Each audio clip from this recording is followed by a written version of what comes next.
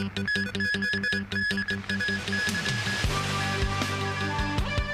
worst ever MPF scheme's performance so far this year. At local restaurants, up to 12 people allowed per table starting today. And in Thailand, more than 20 people killed after a gunman opened fire in a child care center.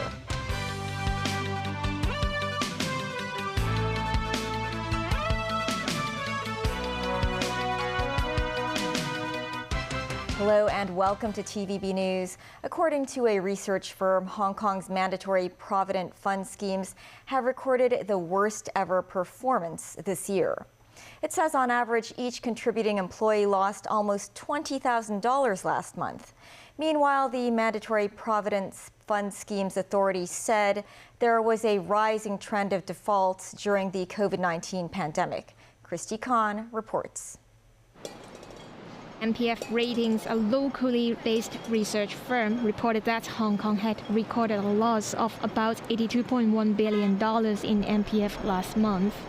This means every employee's MPF account suffered an average loss of around $18,000. The firm said the poor performance was caused by factors such as the economic recession, soaring global inflation, and interest rate hikes. And these factors will continue to affect the MPF in the future. Meanwhile, more than 29,000 notices were sent out every month to employers who failed to make MPF contributions on time, according to the Mandatory Provident Fund Schemes Authority. That's an increase of more than 15% from the same period last year. The authority said they had recovered about $200 million in unpaid MPF contributions from employers in the last financial year. Additionally, they will contact employees who need help. That is understandable as well because of the economic situation.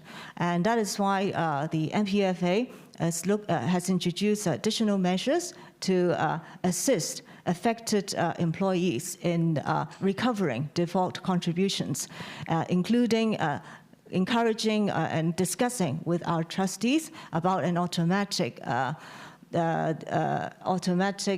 information sharing system to ensure that members would get to know whether each month contributions have been made. The MPFA will also extend its service hotline operating hours so that scheme members will be able to contact the authority if they have any questions. Christy Khan, TVB News. A Hong Kong bakery chain with more than 50 outlets has been accused of not paying some staff members' salaries since August and failing to pay over $700,000 of pension contributions. Hoi Si Cake Shop, which has an outlet in Mong Kok, said that it will pay employees' salaries by the end of the week. The Mandatory Provident Fund Schemes Authority said the bakery's failure to pay pension contributions has affected around 580 workers. The bakery chain noted that the pandemic posed a big challenge to its operational capabilities and that it was trying to follow up and resolve the wage issue. Secretary for Labor and Welfare Chris Sun stressed that the government stands ready to help the cake shop's employees. Hong Kong reported 4,318 new COVID infections today. That's over 600 cases more than yesterday's tally. But with the epidemic on a stabilizing trend recently, the government is relaxing the social distancing rules. At restaurants, the maximum number of patrons allowed per table has gone up from 8 to 12 starting today. Timothy Lee reports.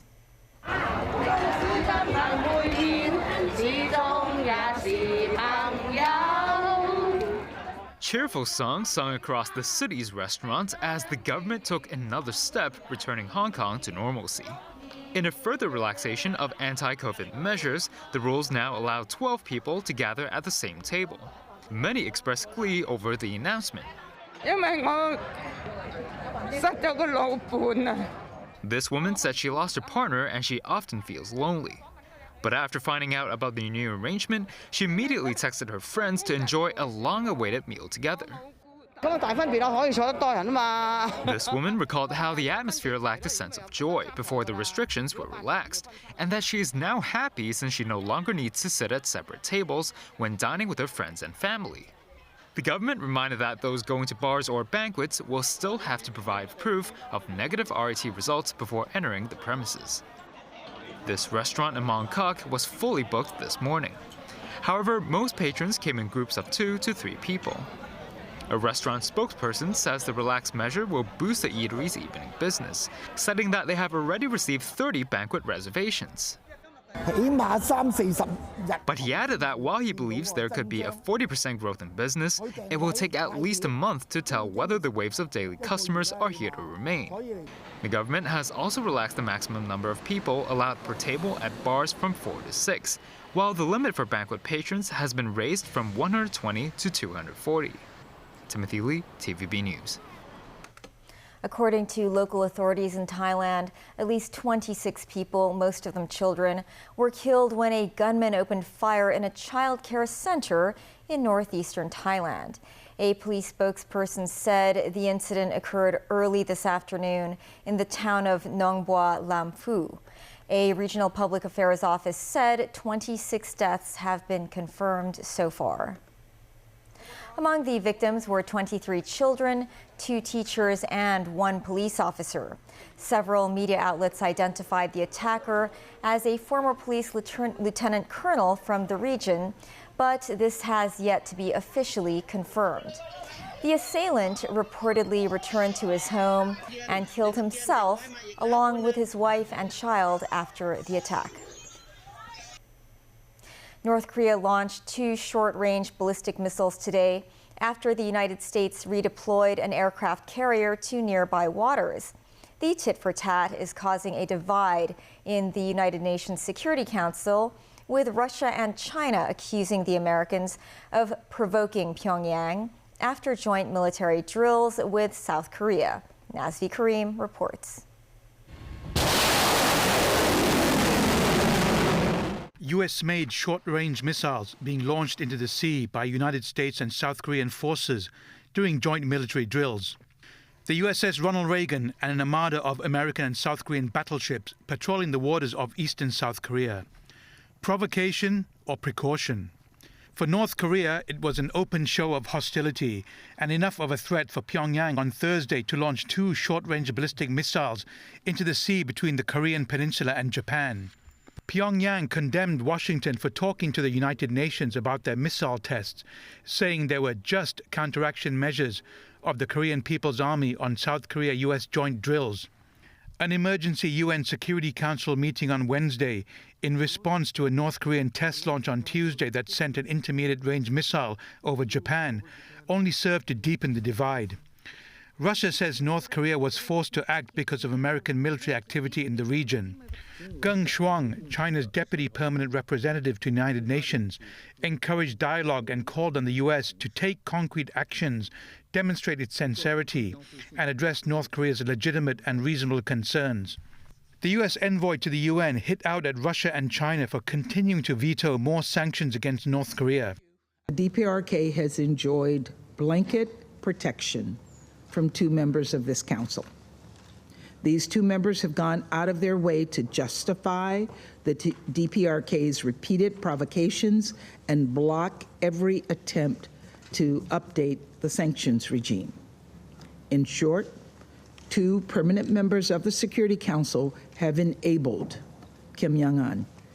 Thursday's launches were North Korea's 39th and 40th of the year, prompting the USS Ronald Reagan and its fleet to return to South Korean waters after taking part in drills.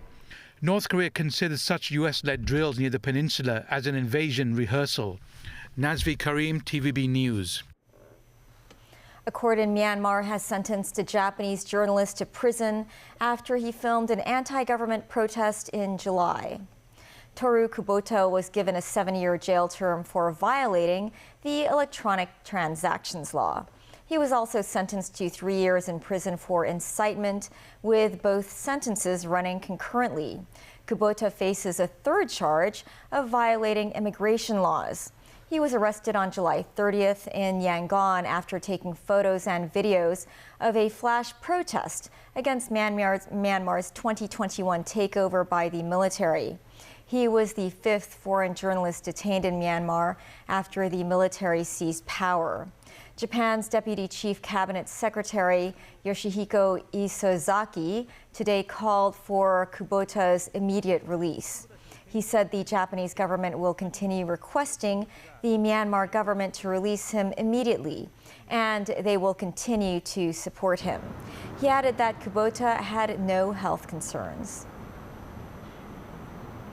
Still ahead after the break, Putin signs the final papers to annex 4 regions of Ukraine.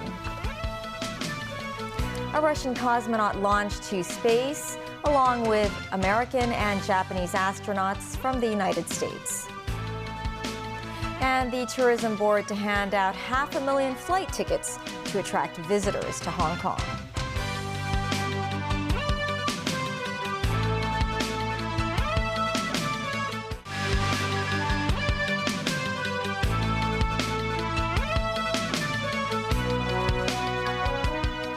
Welcome back to TVB News. Russian President Vladimir Putin has signed the final papers to annex 4 regions of Ukraine, which are partially occupied by Russian forces.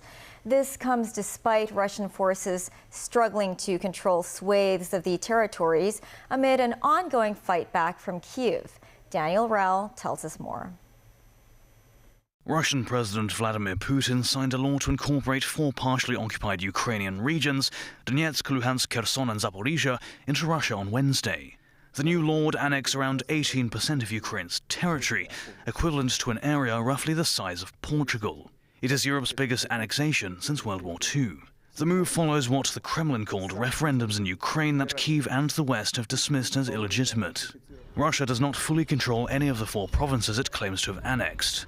A map of Russia's new regions published by Russian state news agency RIA included the full territory of the Ukrainian provinces. However, some parts were shaded and labeled as being under Ukrainian military control. Kremlin spokesperson Dmitry Peskov did not rule out further potential annexations. He did not specify which additional Ukrainian territories Moscow is referring to, nor did he address whether the Kremlin planned to organize more Moscow-orchestrated ballots in other regions of Ukraine. Still, Russia is facing mounting setbacks on the ground as Ukrainian forces retake more land in the eastern and southern regions that Moscow claims to have annexed. During his nightly address, Ukrainian President Volodymyr Zelensky said Ukrainian forces have liberated 3 more settlements in the southern Kherson region. He names the 3 as Novovoskrenska, Novogrigoryivka and Petropavlivka, all of which lie to the northeast of the city of Kherson. Zelensky went on to term Russia's annexation an act of a collective madhouse at a time when Moscow's forces have been fleeing from the front lines. He said he and senior military officials met to discuss recovering all of the territory occupied by Russia. Dan Orell, TVB News. And Russian President Vladimir Putin has ordered his government to take control of Ukraine's Zaporizhia nuclear power plant, which is the largest in Europe. This as the United Nations nuclear watchdog warned that power supply to the site was extremely fragile. Russia captured the plant in March shortly after invading Ukraine. However, Ukrainian staff members have continued to operate it. Russia's nuclear power operator said it would conduct an assessment of how to repair damage and transfer all existing Ukrainian employees to a new Russian-owned organization. An advisor to Ukrainian President Volodymyr Zelensky said Putin's move demanded an immediate response, including sanctions on Russian state-owned nuclear power supplier Rosatom. Meanwhile, the head of Ukraine's state nuclear energy company said he was taking charge of the plant and urged workers there not to sign any documents with its Russian occupiers. The move comes with Rafael Grossi, the head of the International Atomic Energy Agency, visiting Ukraine for further consultations about implementing a nuclear safety and security protection zone around the plant. France's Annie Ernaux has won the 2022 Nobel Prize for Literature. The Nobel Committee cited the 82-year-old author for the courage and clinical acuity with which he uncovers the roots, estrangements, and collective restraints of personal memory. The prize is awarded by the Swedish Academy and is worth 10 million Swedish krona. American and Russian space officials said they intended to continue cooperating in space despite tensions over Russia's war in Ukraine. They made the remark after the successful liftoff of a 4-person crew from Kennedy Space Center in the U.S. on Wednesday. This report from NBC News. Yet again, a perfect blue sky launch as SpaceX carries its 5th crew to the International Space Station, with its trademarked maneuver landing the rocket booster back on a barge in the Atlantic to reuse once again. On board, Commander Nicole Mann, a Marine fighter pilot and the first Native American woman in space, Navy pilot Josh Cassada, Japanese astronaut Koichi Wakata, and Russian cosmonaut Anna Kakina, the first Russian on a U.S. spacecraft in 20 years, who told me in Houston that she and her crewmates don't talk about the war in Ukraine or Russia's nuclear threats. We were focusing on our common, unique, single aim. And we had not a time for something else. But as Russian cosmonauts flew a Soviet flag in space, the head of the Russian Space Agency said Russia would soon leave the space station and build its own. He has since been replaced. Then today, another top Russian space official seemed to reverse course. How long will you be a partner with the international partners in this program? We start to cooperate, as I said, many years ago, more than 40 years ago, and we will continue our cooperation as long as I can imagine. Suggesting continued cooperation, former cosmonaut Sergei Krikalev was asked if he was trying to ease tensions and turn down the temperature with NASA. Answer is yes. We understand that it makes sense to keep flying because this excellent infrastructure that built in space can be used for humanity. Though Krikalev told me off camera that he's not speaking for the Kremlin. NASA hopes to keep flying the station with Russia until 2030. And back here at home, residents aged 50 or above can receive their COVID jabs and flu shots at community vaccination centers across the territory from today.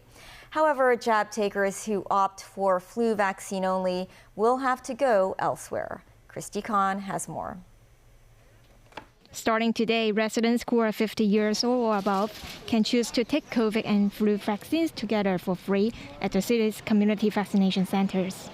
Before 10 in the morning, some residents already queued outside this center before it opened in Jordan.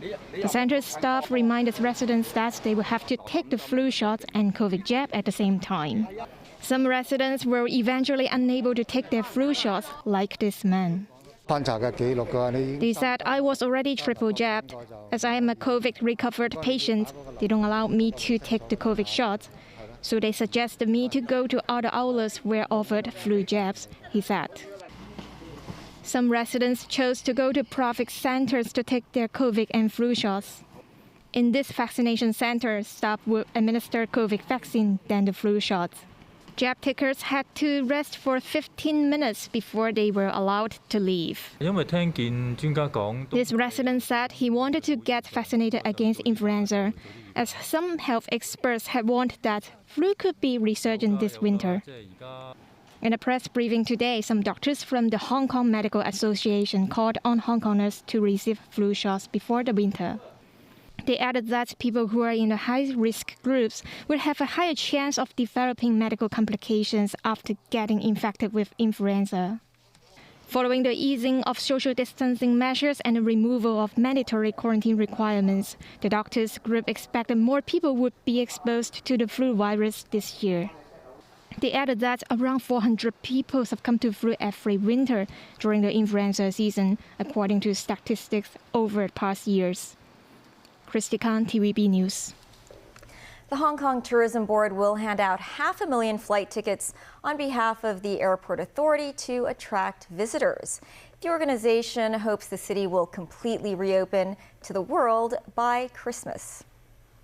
Since the implementation of 0+3 policy more than a week ago, the termination of the hotel quarantine requirement has so far not significantly increase the number of tourists to Hong Kong.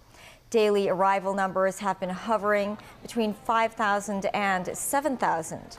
The Hong Kong Tourism Board said they had outlined plans to further promote Hong Kong, aiming to target Asian visitors first. Meanwhile, it hopes the government will further lift the COVID curbs, such as introducing a 0+0 scheme by Christmas this year. That is the news. Thanks for watching. Bye for now.